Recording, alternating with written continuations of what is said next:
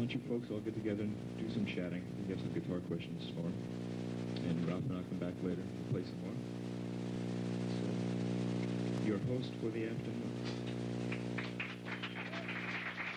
How are you doing? Any questions at all right now? Do I have a band? Well, I'm forming a band. What I did very recently was I was featured in Mike Barney's column, the Spotlight column. And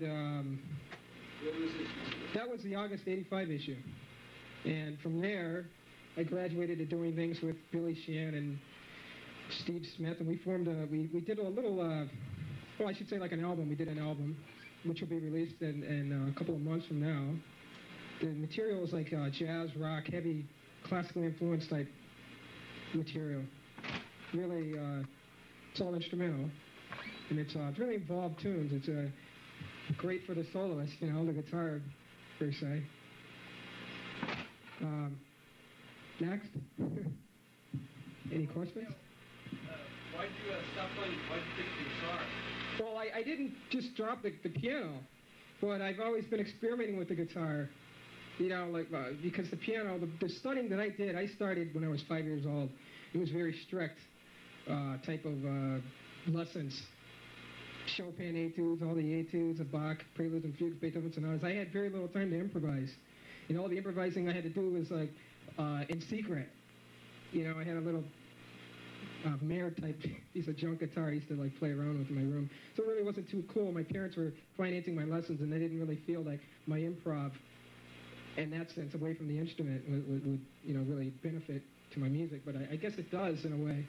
And the time I was 12 years old, I really felt like this is what I really wanted to do. I wanted to be a famous classical pianist and play guitar at the same time. Well, it's hard to do both, but you know, I still play to this day. But maybe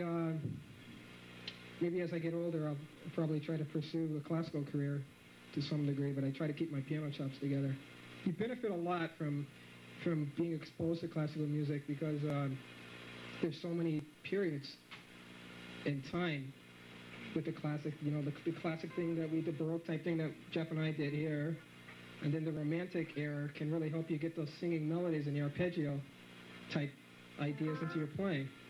There's a lot of different avenues that the guitar is sort of expanding on today in this day and age from the classical influence type players. Next. How old are you and how long have you been playing guitar? I'm 25 years old, and I've been playing guitar probably since I was 12 years old. Seriously? I mean, seriously playing?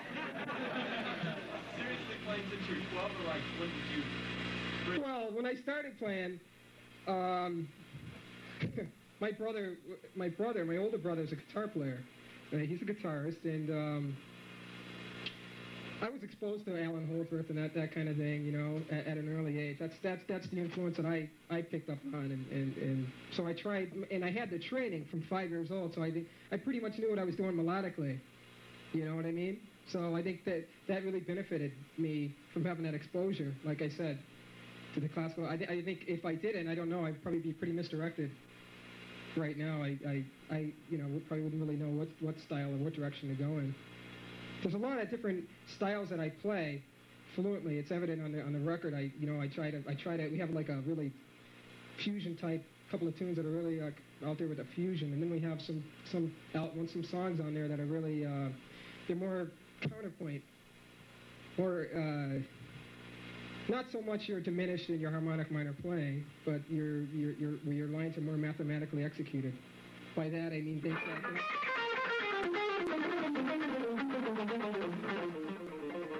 Instead of being so free,